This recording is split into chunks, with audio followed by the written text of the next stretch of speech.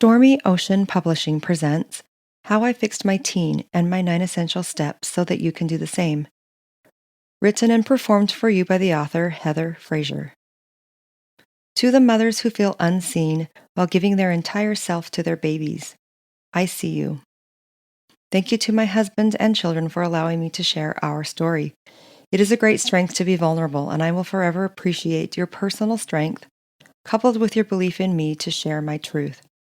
I love you with my whole soul, every cell in my body, and the space between. Thank you to my coach, friend, publisher, and mentor, Carrie. She was the one who told me I could write this book. She also told me how much she loved it when she read my first draft, and that was freaking awesome. Thank you to my friends, sisters, and brothers who mentored me in becoming an author. Thank you to my parents for teaching me what love is so that I could also teach my babies. And a forever thank you to my heavenly parents who guided my words, sassy and all, to know exactly what to say and share, especially when it was hard. Writing a book wasn't on my radar. This was all them, and it's meant for you. XOXO. Looking back, I can see so clearly where things went sideways.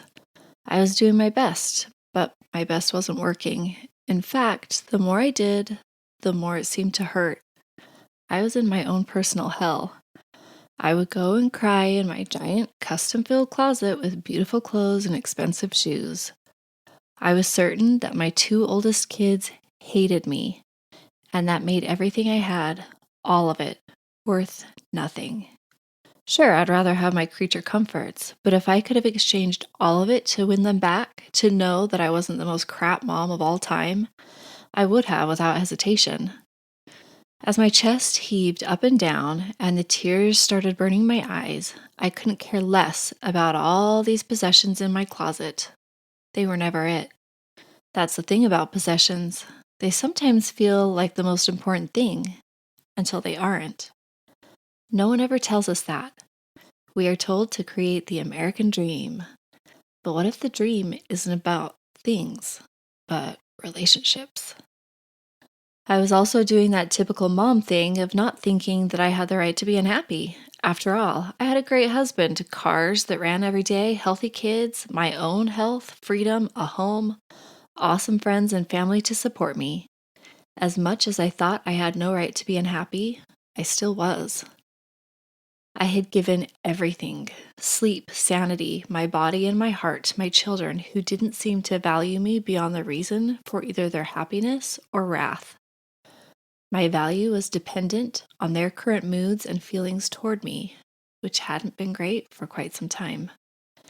And so I was alone in this miserable place, a black void where there should be joy, all while silently looking insta-perfect.